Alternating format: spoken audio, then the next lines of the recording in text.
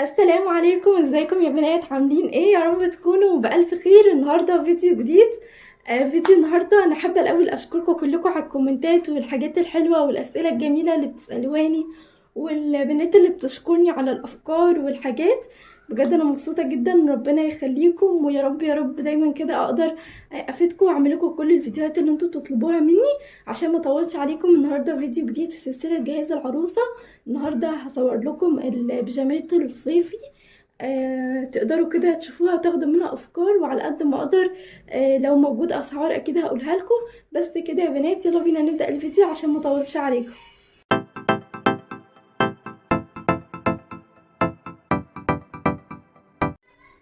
طيب اول حاجه كده يا بنات هي البيجامه دي.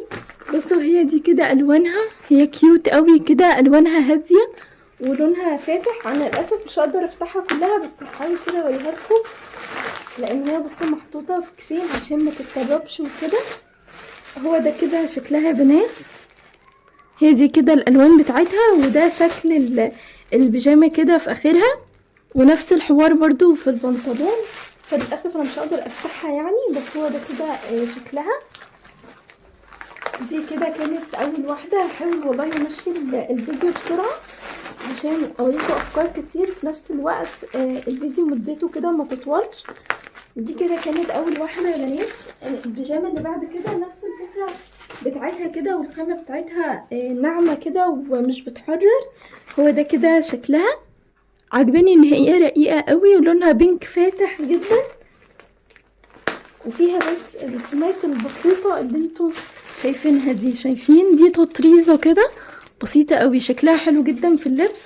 هو ده كده شكلها من فوق، خطيره جدا وحلوه قوي بجد، عجبتني. ودي كده كانت البيجامه الثانيه. اشيلها كده معاكم، بسم الله. تعالوا بقى اوريكم البيجامه اللي بعد كده. بصي يا بنات، هوريكم كده خامات مختلفه، لان بصراحه حاولت اجمع كل الخامات مع بعض وبوريكم، بس كده هتاخد مني وقت طويل ومش هعرف اصورها. ده كده شكل البيجامه. البيجامه دي نوعها ميلتون تقريبا او اخف، مش عارفه. هو ده كده شكلها، هي شكلها حلو كأنها حاجه كده سبورت اكتر. هحاول اوريكم الصوره. ورقيقه كده، فيها بس كاتنج عند البنطلون وحاجه بسيطه في البيجامه. بصراحه حسيتها كده مختلفه، لان انا من الناس اللي ما بتحبش الكاتنج ومش عندي، بس قلت المره دي اجربها يعني. هفتحها كده معاكم. بصوا يا بنات، هو ده كده شكلها. ده كده شكل البنطلون، فيه الكاتنج ده وفيه الجيب ده، واخر البنطلون فيه اللي هو القماش، كأنه قماش الصعقة او الجيش يعني. هو ده كده شكله.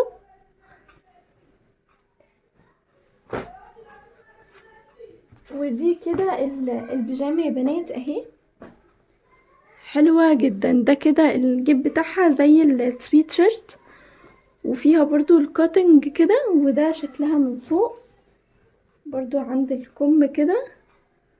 الكم بتاعها عايزه اقول لكم ان هو تلت يعني، تقريبا ما فيش كم. شكلها خطيره جدا.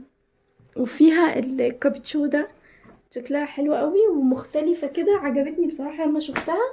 وانا من الناس اللي بتحب اللون الزيتي ده او الكموني، مش عارفه بالظبط، فعجبتني بصراحه وجبتها على طول. احطها كده بقى وهرجع لكم. طب البيجامه اللي بعد كده يا بنات، هي ده كده شكلها. هي بيجامه كده 3 قطع. شايفين ده كده شكل البنطلون، ودي اللي هي الكت، وعليها الجزء البينك ده اللي هو شولدر تقريبا. هو ده كده شكله. ودي سعرها 210، بس هي تقريبا من الشتاء اللي فاتت او اللي قبلها، مش فاكرة بالظبط. هحاول كده اوريها لكم بسرعة. هوريكم حتى الجزء اللي فوق، لان هي للاسف مش راضية تطلع بسهولة، فمعنى كده ان هي مش هتدخل بسهولة. بصوا يا بنات، هو ده كده شكله، اللي هو الشولدر اللي بيتحط من فوق، ونفس اشكال والوان البيجامه اهي، اللي هي دي يعني. يعني حسيتها كده مختلفة وشكلها لذيذ برضو، فهيبقى برضو فيه تغيير، فعجبتني كده بصراحة برضو وجبتها. اشيلها كده معاكم كده.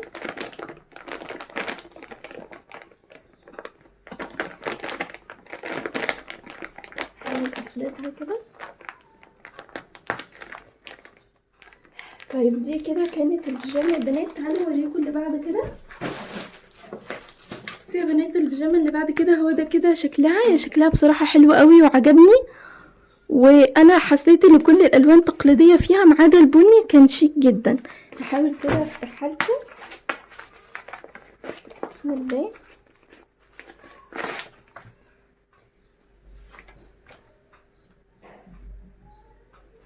ثانيه واحده اهي يا بنات. ده كده شكل البنطلون منقوش كده، هي دي كده الوانه تمام.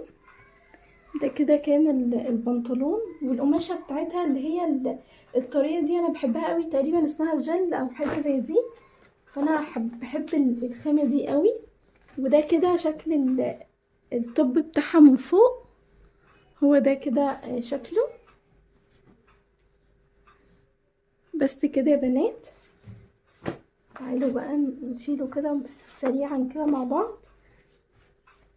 نحط البنطلون نشيلها على طول.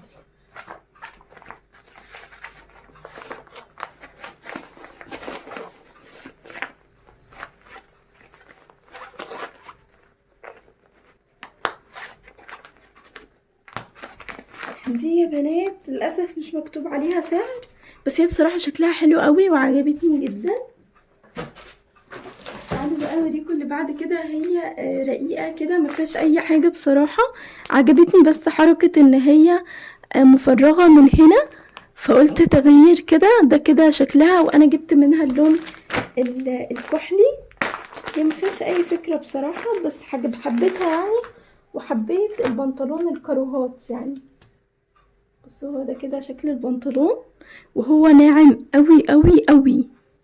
الخامه بتاعتها ناعمه جدا يا بنات. بصوا مش قادره ملمسهاش بصراحه، وفيها مطه بسيطه عشان تاخد الشكل.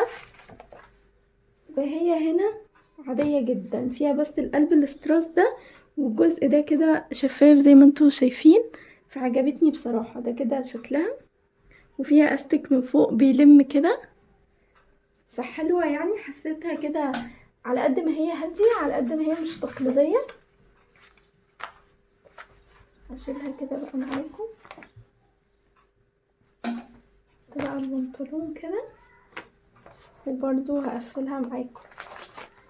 ادينا اهو بقفل معاكم عشان البنات اللي بتقولي بتطبقي ازاي وبتعملي ازاي. نفس فكره التطبيق يا بنات. لو انت عايزه البيجامه على بعضها طبقيها بنفس الطريقه دي، هتبقى حلوه وهتبقى مريحه وحاجتك مش هتضيع. كمان يا بنات جبت البيجامه الخطيره دي. بصوا هو ده شكلها. عايزه اقول لكم ان هي في اللبس تحفه تحفه تحفه. انا جبت منها اللون السيمون ده. بصوا باين عندكم كانه بينك فاتح، الالوان في الكاميرا مع الاضاءه مختلفه تماما. تعالوا كده بقى اوريها لكم، لان هي من احلى البيجامات اللي عجبتني بصراحه، فانا لا هفتحها لكم جدا يعني.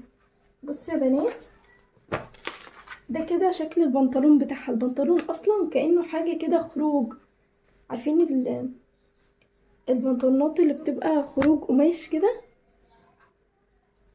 بصوا يا بنات، ده كده شكل البنطلون. بصوا ده كده شكل البنطلون من تحت. بصوا بقى كل كده، ده كده البنطلون. بصوا الاستك بتاعه كأنه هاي ويست. بصوا خطيرة جدا في اللبس، تحفة. ده كده كان البنطلون بتاعها. طبقوه كده بسرعة واوريكم التوب بتاعها عامل ازاي. بصوا بقى التوب خطير ازاي. القماشة بصوا طرية جدا وبتمط قوي وخفيفة وتحفة. بصوا خفيفة قوي يعني. انتي كعروسة بجد البيجامة دي دلع قوي ليكي. فيها كده الكم بتاعها اللي هما الطبقتين كده، وفيها حركة اللي هي الحركة دي كده عند الياقة كده، هو ده كده شكلها، بس تحفة جدا. عايزة اقول لكم ان هي في اللبس بجد يا بنات بتبقى خطيرة جدا، تحفة بجد، وهتعجبك قوي. لو لقيتيها في اي مكان هاتيها. للاسف دي انا كنت جايباها الصيف اللي فات، بس هي بصراحة يا بنات بجد تستاهل، وبجد تحفة جدا. نشيلها بقى كده مع بعض. هحاول بس اوريكم كده بسرعة عشان اسرع الفيديو، في نفس الوقت اوريكم كميات كبيرة تقدروا تشوفوا منها افكار، عشان البنات اللي بتستعجل وتعجبها بيجامة تلاقيها بتجيب منها لونين وتلاتة. بجد انا بستغرب البنات دي جدا. بصوا بقى القمر دي، بصوا يا بنات دي كده شكلها برضو نفس الفكرة، اللي هي الثلاث قطع وفيها قطعة شولدر. هوريكم بس شكلها. بصوا يا بنات دي كده قطع الشولدر، يا خبر ابيض، الخامة ناعمة قوي قوي قوي يا بنات. بصوا هو ده كده شكلها، مبهجة كده ومش تقليدية. دي كانت اول قطعة، ودي القطعة السادة عادي بقى، القط مش هحتاج ان انا افردها لكم. وده شكل البنطلون بتاعها، شكله واو يعني، تحفة جدا. هبتدي بقى ان انا احطها كده معاكم. احط القطعة دي كده كمان عليها.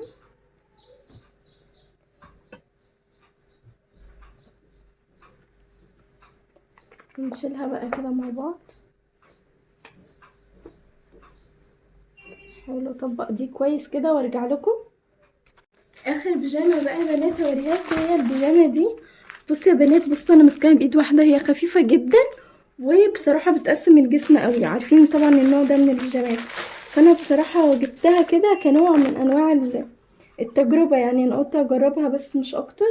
البنطلون بتاعها عايز اقول لكم خفيف جدا. بصوا يعني انا ممكن، شايفين ازاي بتلمي في ايدي، فهي خامتها خفيفة قوي. بصوا خفيفة جدا، بس بصراحة يعني قلت كتجربة مش اكتر، عشان تعرفي ان انتي كعروسة لازم تجربي كل حاجة. وفي بس الطب بتاعها ده، هو ده كده شكله، ما فيش اي حاجة تانية، رقيقة كده وبسيطة، بس حبيت ان انا اجربها برضو. بس كده يا بنات، كده الفيديو خلص. يا رب يا رب اكون ما طولتش عليكم، لاني بجد بحاول ان انا الم لكم اكبر كميه كده من البيجامات او الافكار عموما في اي فيديو، عشان بس تستفيدوا. في نفس الوقت بحاول بجد ان انا ما اطولش عليكم. بس كده يا بنات، كده الفيديو خلص. يا رب يكون الفيديو عجبكم، واشوفكم ان شاء الله في فيديو جديد. ما تنسوش بقى لايك كتير، هتوحشوني جدا، وباي باي.